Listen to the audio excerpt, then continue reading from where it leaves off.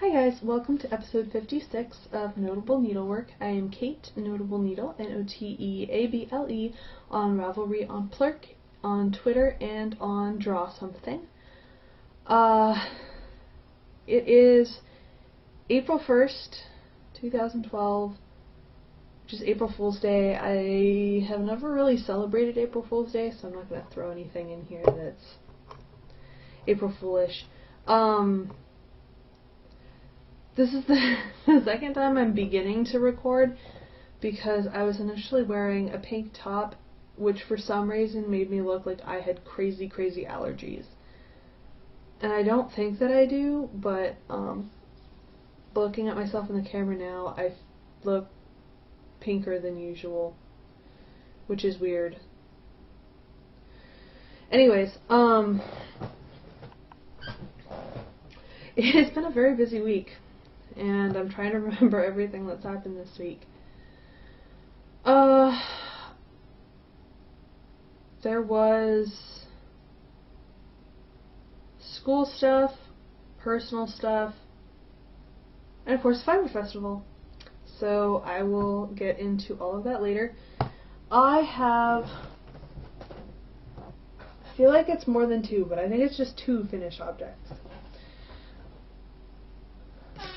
When I was getting my stuff together to record today, I was trying to figure out what I had been working on in the first half of the week, and then I remembered it was these two guys. So I have my two Tony the Toy Box Monsters, which I did for the Knittables March Monster Madness knit-along, and I started this Tony on Sunday night, and I finished him on Tuesday morning. Started this Tony on Tuesday afternoon and finished him Wednesday night. So they are very quick knits. They use an awful lot of stuffing though. This, oh lordy, I don't know if I remember what the exact name of this yarn is. Okay, I know that this is Plymouth Encore Colorworks in some numbered colorway. In the show notes I put the link to the project page, and that has the correct information because what comes out of my mouth may or may not be correct. But this is the Plymouth Encore Colorworks, and the color's showing up pretty true. I really like the Tony in a variegated yarn. I think he's very cute. And this one, I believe it's Universal Yarns, like it's something with tapestry in it.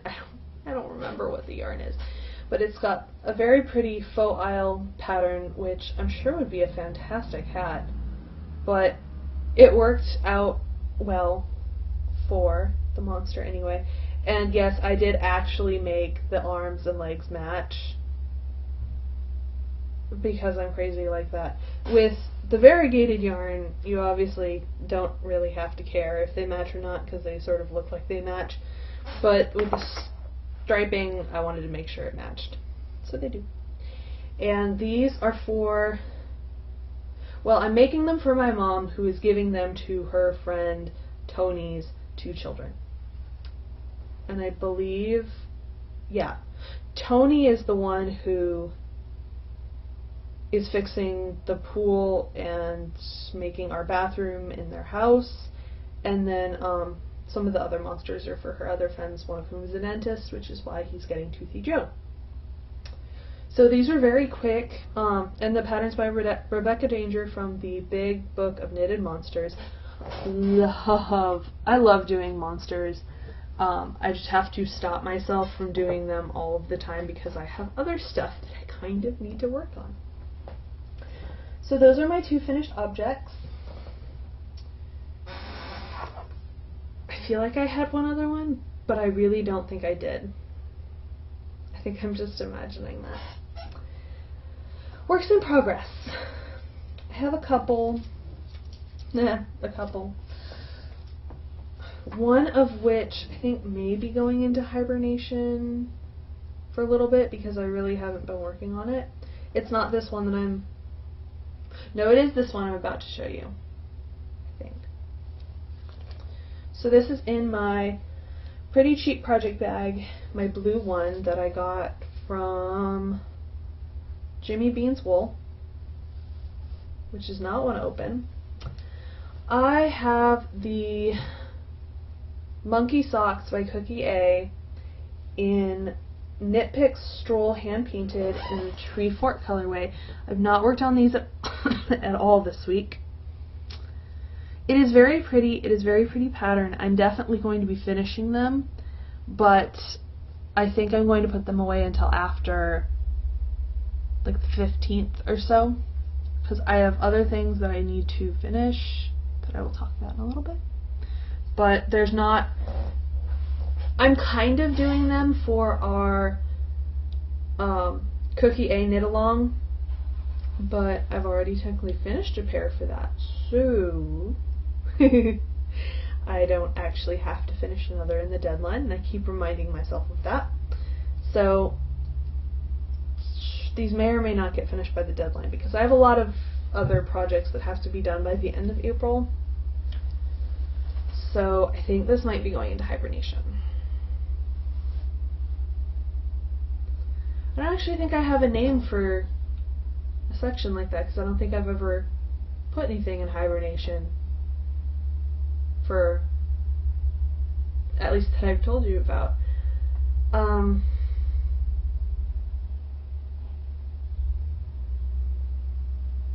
don't know. I think I might just put it under works in progress and call it a day, because I can't think of a medically related thing to call it, because the closest thing that I can think of is like cryogenics or something like that, and it's not really applicable. Other works in progress. I don't think the Gimli socks got any love. This is in my other Pretty Cheap project bag, which I got from Twist Yarns in Manhattan Beach, California. Yeah, Gimli socks didn't get any love, but I'm still further than Sadie. I keep reminding myself of that because I'm doing 2 socks at a time and she's doing 1, and I always think that people are further along, and then I remember that I'm doing 2 at a time, so I'm further along than they are, so I can feel better about myself. I'm kidding, Sadie. I know I did not finish them nearly as quickly as you thought that I would. But these are the Gimli socks by Claire Ellen. They are in the Fellowship of the Socks ebook that she has. I love this pattern. I've turned the heel. I'm decreasing the gusset stitches.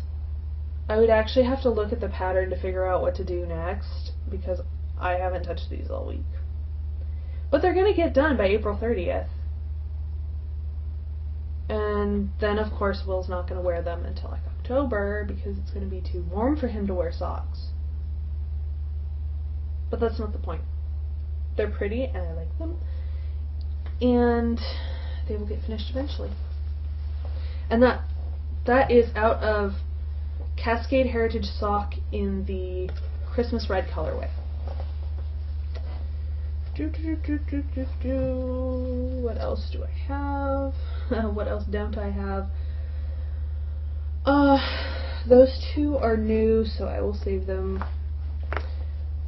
In my bird leg bags, knitted sheepy bag, I have my Daybreak, which I am working on for both the Knit Bites Daybreak Knit Along and the Knittables Stephen West Knit Along.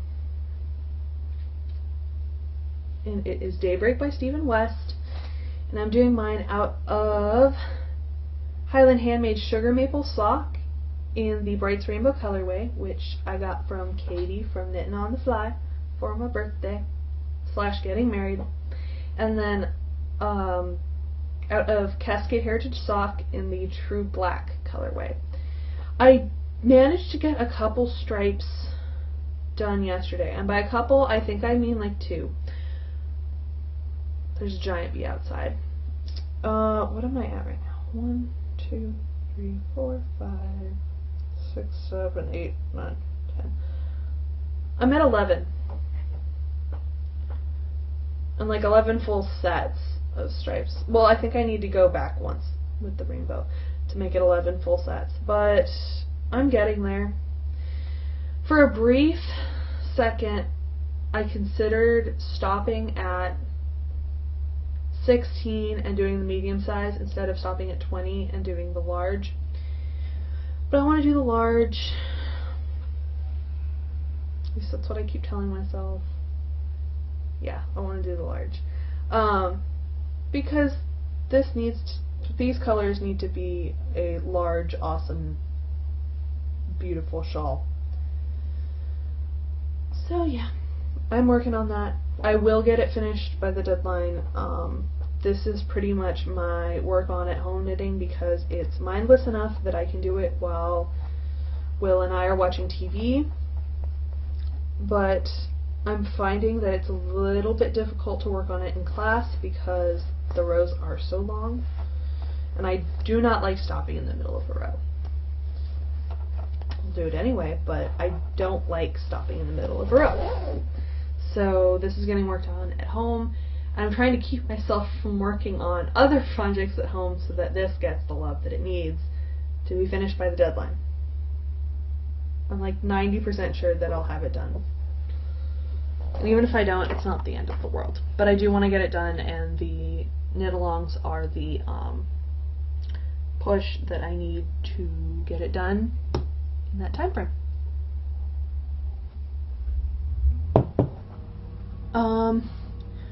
The last two works in progress are both new this week.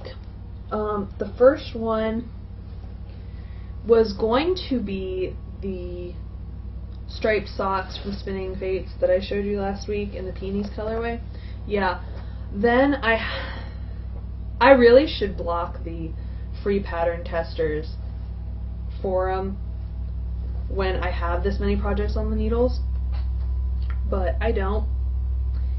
And I saw that there was a, oh, I should pull this up. There was a testing for someone who had designed a pattern based on the main character from the Hunger Games books slash movie series that is now out. And I know that I have hi honey that I have viewers who are fans of the Hunger Games, so if y'all know how to pronounce the main character's name, please let me know, because Will and I were looking online for a couple of hours trying to figure out how the heck to pronounce it. We're going with Katniss, because I'm not really sure. Hi honey. Katniss. Katniss. That's Katniss. But this is what the pattern will look like. It's your basic rib sock with a cable down the front that is not showing up very well. I think it also goes along the back, but I'm not 100% sure. Right now I am about a round and a half short of being done with the ribbing. So it's pretty much your basic 2x2 ribbing and then a couple 3x3 sections.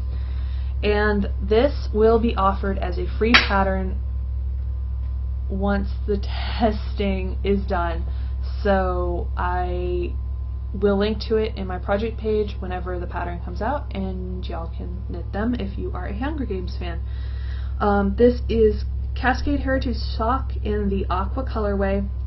It's the yarn that I frogged from my Gollum socks.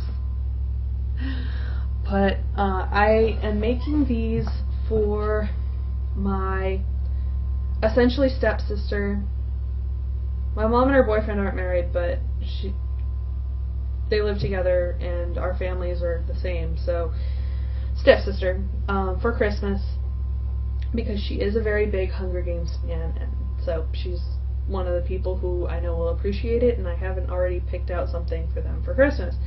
Yes, I've started thinking about it because I have a bunch of stuff that I know I'm going to make, and I know have to be for someone else because otherwise I will drown in my finished knitted objects. So that's for her. And that is in my Yarnivore bag. I know I really should switch it so that the Gimli socks are in here, but oh well.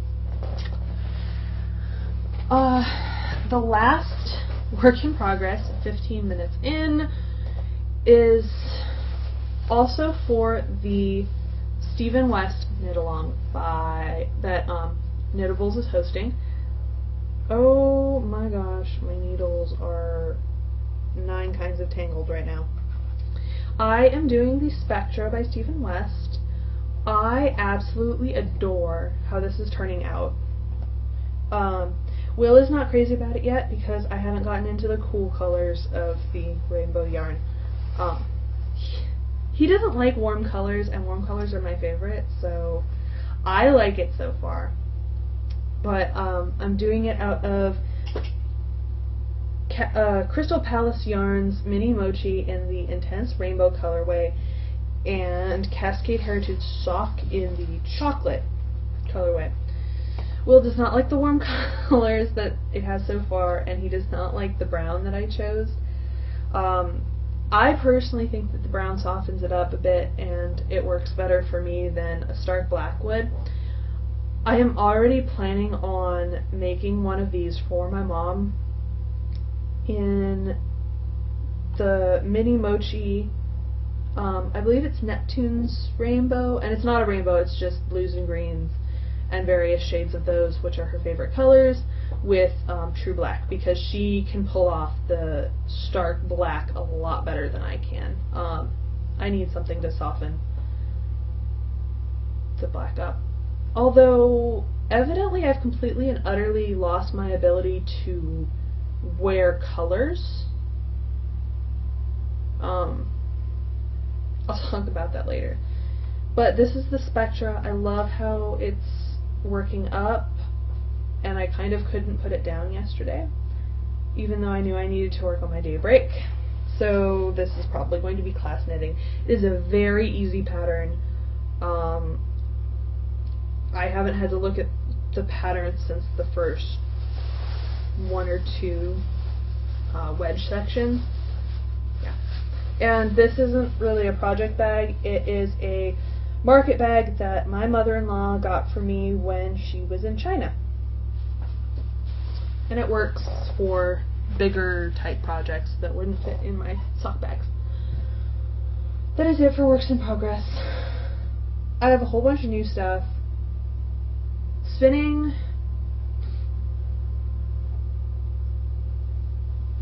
I haven't done any. This is the Knit Picks Bear that I dyed with Kool-Aid. I'm calling it Cotton Candy because it has the pinks and the purples and the blues, and it looks exactly like cotton candy, but you can't eat it.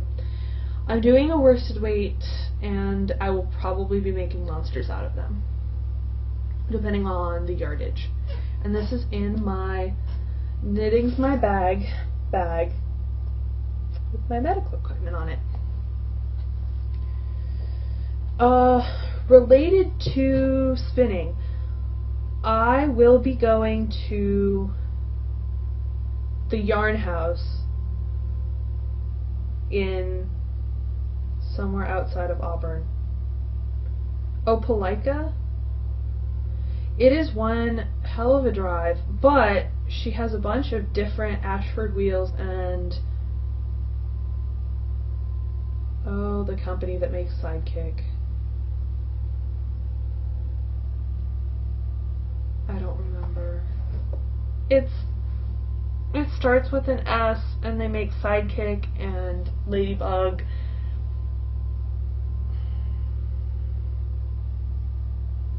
I don't remember. But she has a bunch of those wheels, and she actually ordered a Kiwi specifically so that I could try it there. So I will be driving out there next Saturday and getting to try those. I know that I'm looking for a castle style wheel, whether it folds or not is not that important to me, just that it's more portable than just that it's more portable than a traditional style wheel. They're just called traditional, right? Saxony, that's what I'm thinking of. So the ones that I know I'm looking for based on the price range-ish, the portability and the way they look, are the Ashford, Kiwi Joy, and Traveler, and the other brand that I can't think of, the Sidekick and the Ladybug. So we shall see which one I wind up liking. There's obviously a cost difference between the Ashford wheels and the other brand wheels. Pros and cons to both. I can definitely see why the other brand that's made in the US costs more, and they already come together assembled, so you don't have to deal with that. But at the same time, you don't really have as much chance to personalize them. The Kiwi especially, I do not feel guilty about painting that wheel at all, whereas, say, the Traveler, I would maybe only do like a finish on it, because it seems kind of silly to paint something that's that pretty. We'll see. It's all going to depend on how they spin, and then I will go from there. But on that note, if I'm going to start a thread in the group, and I'm going to keep it open pretty much like forever and a half. If you are a spinner and you have a wheel, what accessories do you think you cannot live without, and or what accessories are nice to have and a good idea, especially for a beginner for a wheel? I've already heard a couple from some of my friends, but I would like to hear your opinions. I know one of them is a little grab bag type thing to go on the wheel and hold the little accessories. I've already been looking at patterns for little felted bags. I'm planning on making some. I have sort of been looking at yarn for that half-heartedly. I probably wouldn't order it until after stitches, because I want to save as much of my money for stitches as possible. But I will keep that thread open for a while, and depending on how many people enter, I might do a random, not a random number generator, but pull a name out of a hat and send you a little felted bag, because I think the patterns only usually call for about 75 yards of feltable yarn. Most of them come with at least 150, so I will make 2 of whatever bag I wind up making, and I'll send you one, because obviously you're a spinner and you probably use it. So I will put that up when I have this processing. New stuff / upcoming. I'll just go with the new stuff, and then I only have 1 or 2 upcoming, and I'll just sort of mention that while I'm doing the new stuff. So I received on Monday my yarn that I won from Becca of the Knit Bites podcast, and it's the Pagewood Farm Denali in the Cherry Blossom colorway, and it is a very, very pretty pink. I think these are going to be the Hedra socks from Cookie A, because I think that it just looks right for the pattern with the really pretty lace work. And she sent this little note with the yarn. It says, "Kate, thanks so much for watching. Hope you enjoy the yarn. Becca." I know, it's backwards. Anyways, I'm looking forward to using that, so thank you, Becca. I like it.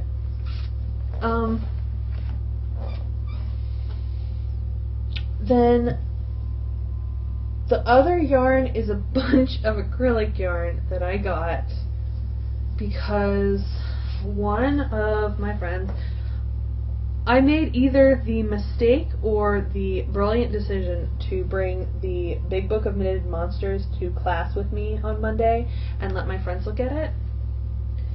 And one of my friends put in an order for... Where are you hiding, Cecil? Cecil doesn't want to be found. Where are you hiding?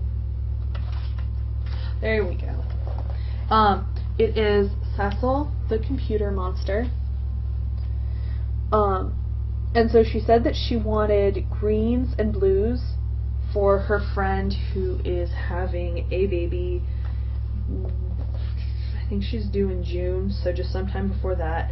I'm probably going to work on it relatively soon because I want to get more money before stitches.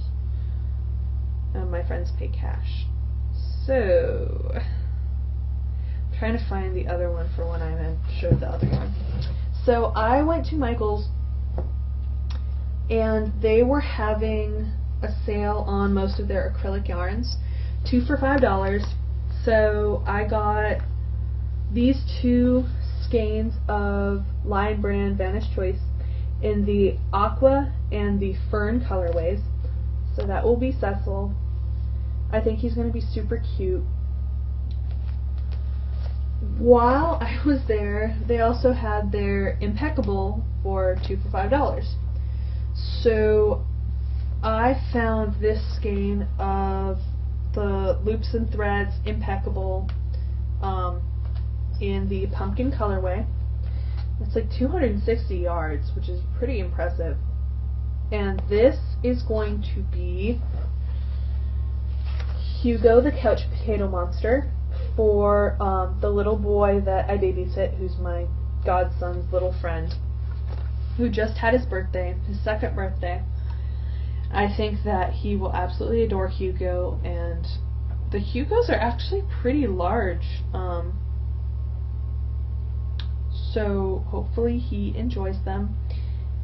Because, yeah, it calls for about 250 to 300 yards of yarn, and they're very big and squishy and huggable, so hopefully he enjoys that. And then the second one, so that I could get it for 2 for $5, was the Loops and Threads Impeccable in the Folklore colorway, and it was rainbow, so I kind of had to get it. I have not decided which monster this will be, but I did pick up a skein of Red Heart Super Saver in the black colorway, which I know whatever monster I make, if it has different colored ears or feet or something, I will use the black, and then the leftovers, I know I'm making monster chunks and they can have little black feet. And I think this black will work as feet for any of the leftovers when I do monster chunks. So, you know, it was like $2 at Joann's with the coupon, so I got it, and it will last forever because I'm not making a full black monster. That just looks silly. The last of the new stuff is from the Alabama Festival of Fiber Arts, which was yesterday. It was awesome. It was an outdoor festival. I have pictures that I will be putting in the blog post because I have not synced them to my iPad yet, so I can't show them yet. But it was at Old Alabama Town, and I got my postcard for there. I don't know if I've ever mentioned this before, but Will and I collect postcards from places that we have been together, and we have a little photo album of the order in which we went to them, especially when we were collecting postcards on our drive here. So we have one for him from growing up near San Francisco in the Bay Area, then one for me growing up near Los Angeles, and then on the front page, and then further in we have all the places we've been to together. We also managed to find a postcard that is sand on the beach with a little bit of waves, and in the sand it has Just Married that we put in for when we went to California and got married. But this is Old Alabama Town, and it's historical preservation. Here's what it says. 6 blocks of houses and landscapes show you how people lived and worked in central Alabama from 1800 to 1900. So it was a very cool place to have the Fiber Festival. There were booths outside where people had their different items for sale. The first booth that I went to, that I didn't buy anything from the booth because I didn't want them to get broken and or I wanted personalization on them. It was shared by 2 different companies. One is 31, which does bags, and what I really loved, if I can find it, is they have a utility. Of course, I got the little one and you can't see it. It has a utility basket. Oh, utility bin. Here's kind of what it looks like, where it's the open bag style, which I think would be fantastic for spinning supplies. But it's, what is the website? Oh, I guess it's kind of like Avon, where you have to go through a specific person. But this one is www.my31 written out.com/Dulcy, D-U-L-C-Y. I'll put a link in the show notes. But it's organization products, and I know that they do personalization on them, so I will definitely be checking this out more. The other one that I got the giant catalog for is Scentsy, and it's the flameless candle, like scent warmer thingies, where there's a light bulb in here and you put the scented wax up there. And they had a bunch of fantastic scents, and then they have a whole bunch of different warmers. These ones are all night lights that you can put in the bathroom, and they have all the different styles. They have a lot of different products, and it's definitely something that I would probably be interested in, especially if not even just for our house, but if I was doing if I was working in a clinic or a private practice, to have that, because scents are very powerful in influencing people's moods. We actually have some of these. I don't think they're the specific company, but we have some of these. Yes, there's a car alarm going on outside. We have some of these flameless candle scent things at the hospital for the labor and delivery floor, because that helps a lot of women not be nauseous with the different smells of the hospital, and it helps calm them down some. But they've got a million different scents, and they're split up really cute. This one's Corner Cafe, and so it has baked apple pie and hazelnut latte and sugar cookie, sticky cinnamon bun, happy birthday, blueberry cheesecake, etc. They pretty much, if you have a scent that you love, they probably have it. And then this one is the same, have to go through a person to do it. It's www.ahmandy, so ahmandy.scentsy.us. Again, I'll put a link in the show notes. You can check those out. I know I definitely will be. And then, of course, what you are far more interested in is I got fiber and other goodies there. So the first little thing that I got was from Coldwater Farms, and it's just a little lavender pouch, and it smells awesome, and it's to keep critters and bugs out of your stash, which will be coming in handy pretty soon as the warm weather is starting up. It was only like $2. I was already planning on making some of these, so I got it because because we were there and I had $2. I stopped by the Three Creeks Farm booth, and I could not pass this up. It is 80% merino, 20%, I think it's Tussa silk. No, it just says silk. But it's 4 ounces, and it is the mango colorway, and it has these lovely streaks of, I think, the either lighter dyed or undyed silk, these red streaks, the mostly orange, excuse me, there's some yellow in there too. Fantastic. And it's so soft and squishy, and I want to play with it so much, but I'm going to keep myself from doing that. I will put a link to their website, because they do have a website. Soft and squishy. And it also has some VM in it that I have to get out, because it was an outdoor festival.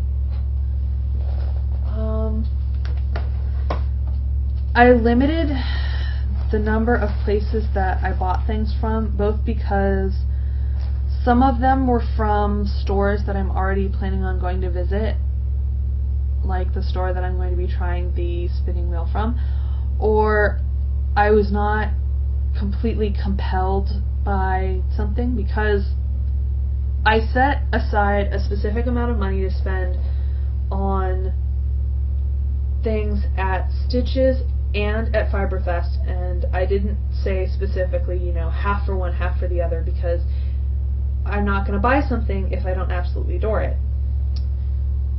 So I only got things from 3 people, but there weren't that many people there. So the second place I stopped was, or the third, was Moonwood Farm, and she also has a website, which is moonwoodfarm.com.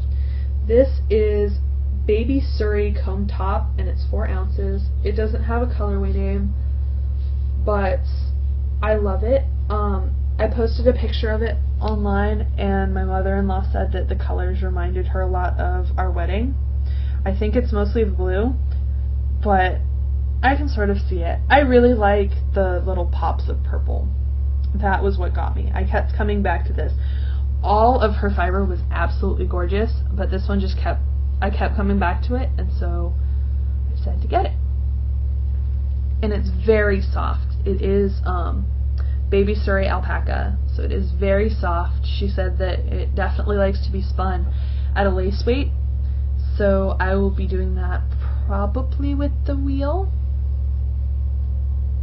because my spindle is a bit too heavy to do a true lace weight without it breaking or getting horribly overspun.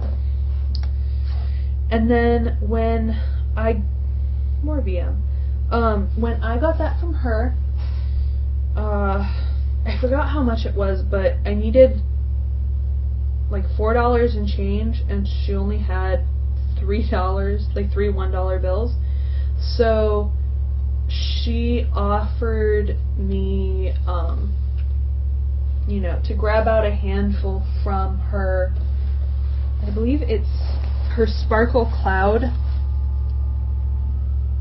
She had a couple baskets of different fibers, and you just grabbed what you wanted, put it in a bag with the little card that said what it was, and then she weighed it and you bought it by the ounce. So she gave me this for free, or I guess for $1. I let Will pick the color, but it's pretty much everything. Wool, silk, bamboo, sparkle. I think this is just like the leftover bin from little odds and ends, but it's very pretty, and I definitely enjoy it. I think this wound up being about 3/4 of an ounce, which is definitely more than $1 for the price per ounce that she was charging, but I don't care. It is very soft and fluffy. However, at this, I guess you could spin from the cloud, but I mean, I can't do it on a spindle yet. What I would actually really love to do is, I know that certain vendors, i.e. Greenwood Farms and other places, will put in little samples of fiber. like this Milk Silk that I don't really know what to do with. I think that once I get access to a drum carder, whether I have one of my own, which I honestly don't think is going to happen because I would use it like once for this and that's about it. But when I get access to someone with a drum carder, I want to mix all of the different odds and ends that I've collected and make one crazy yarn out of it. So I think that's what this is going to be. If I knew for sure that this was feltable, I might make the bag out of this and try and spin it right now, but I have no idea what's in this. And even on the card, I think she said she has no idea what's in it. This is the Sparkle Cloud, a fluffy picked textured cloud to spin as is, to card or to felt. Contains alpaca, various wools, milk, silk, bamboo, and or soy silk, and lots of sparkle. So it's mystery grab bag. Okay. I squish it so it is more easily containable. Last thing that has to do with knitting is for the group. The Cookie A knit along is still going on. We already have one finished pair that's not mine. Just be sure to tag your projects with NN Cookie KAL, and they have to be done by April 30th. And you can also use your finished socks for the Mooney Knits. That is a giant bee. You can use it for the Mooney Knit sock knit along and for the Wolf Farms Hatch a Knit for April. And of course for the Race for the Finished Object for Stephen from Dramatic Knits. We have had one person introduce themselves, and that was actually from last week, and I just forgot to mention it. I even had it pulled up, and I just forgot to mention it. It's Knit in Public, so Knit in Public, but Public. It's Kathy from New Mexico, who is an RN in surgical units. Thank you for introducing yourself, and it is nice to meet you, Kathy. I think that's it for knitting stuff. Just a bunch of upcoming stuff and working on my 9 million projects, but I think that's it. Nursing school. Oh my gosh. Okay, so Monday went just fine. Tuesday I had off, so I was with the twins. Wednesday was already a difficult enough day because it was the anniversary of the day my dad died, so I was not in a very good mood regardless of anything that had happened. OB went by just fine. I had a farm test in the afternoon, so I was studying for it. I felt very ready. I went in to start taking the test. I was looking at the questions, and while most of them were on the material that we had covered, some of them definitely weren't. Like, there was medication for vertigo, never covered in class, not covered in the chapters that we were assigned to read. The questions that were about the material we had covered, none of the options were the ones that she had really stressed in class. The one I can think of off the top of my head is the albuterone, which I'm probably now saying incorrectly because everything from that test has sort of gone away from my brain. But the main thing that she stressed in class was that the doctor prescribing it has to have special training because it can cause severe constipation that can lead to hospitalization. When that medication was mentioned on the test, none of the answers were that side effect that she had so thoroughly drilled into our heads. And so, a couple questions in, when I had noticed that there were medications we had not covered, and I had thoroughly read the chapters and thoroughly studied for the test, and I had no idea what some of these medications were, I raised my hand, had the professor come over, and said, these materials weren't covered. She's like, oh no, we checked the test, like, we've had people check the test, like, it's the material that you should have learned. I said, no, it's not. Evidently, I was not the only one to point this out. A couple of my other friends noticed this as well, because we studied together, and we went through the chapters page by page, went through the lecture notes page by page. We knew what was supposed to be on that test. And, yeah. So, after the test was completely over, and everyone had finished taking the test, we came back in for a silent exam review where we go through the questions and see what the correct answer was and the rationale for why that was the correct answer. At which point she told us, whoops, we uploaded the test from last semester that's based on a totally different book and totally different material. So, one, I think that this could have been handled a lot better, because we told her during the test, this is not the right test. This is not the correct test that we were supposed to be given. What I think should have happened was, right when that happened, she should have told us to stop the test, uploaded the correct test, and had us take that. What happened instead was she waited until we were all completely done, told us that, and just sort of sent us home. Didn't tell us how she was going to be fixing the test, because it's obviously not a fair representation of what we know, because it's not testing us on what we know.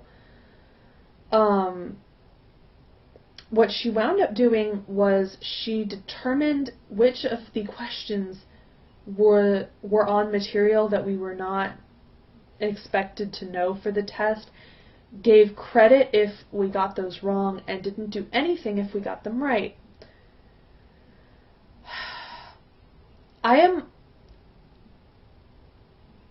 am okay with the grade that I got on the test, so I'm not actively complaining to the professor about it, but I think that it's slightly ridiculous, because we should be able to take the test that we were supposed to take. This, for me, nursing school for me is not about the grades, it's about knowing whether or not I know the bloody material. I know the ATI test at the end of the semester will tell me that, but I like doing that before I take the big test that I have to pass in order to pass the class. So, I just think it could have been handled a lot better. I know that I know the material. I went and did a bunch of the practice quizzes and stuff, and I know the material, and I know the material, but I wish I would have been able to take one of the tests and know for sure that I know the material. What's done is done. Doesn't matter. Letting it go. Then clinical for Thursday was canceled, so I got to hang out with the twins, who are gorgeous and doing just fine, by the way. And then I went to clinical on Friday. I think there were all of 6 patients on the floor, and there are 8 of us in our clinical group. So we figured whenever there's a slow day, there's going to be about 9 million patients that are going to come in and going to be in labor. So we went to the conference room, went over care plans and documentation and making sure we all knew what we were doing. We also talked about the group project that we have to do for our OB class on different cultures and how they experience pregnancy and labor and delivery and caring for their children and how to care for them best as a nurse, etc. Went back on the floor. There were no new patients. Some had been discharged, and they were all postpartum.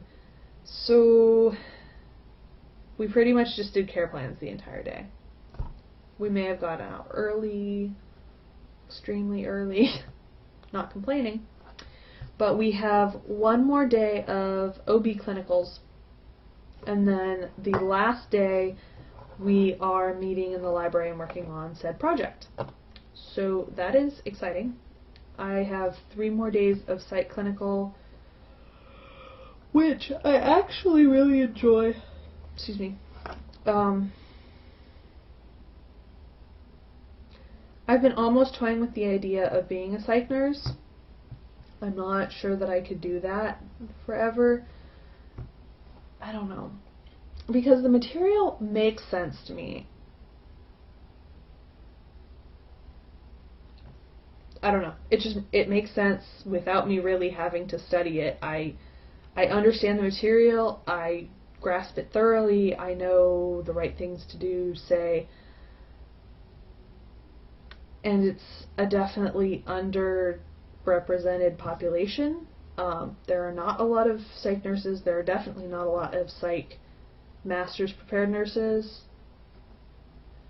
So I will keep it in mind. But I think I'm still probably going to go into family practice.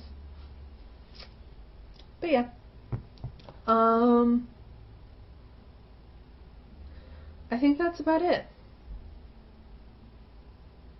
This week should be interesting. Psych test on Monday. Really not worried about it. Clinical, testing out wheels. Should be a good week.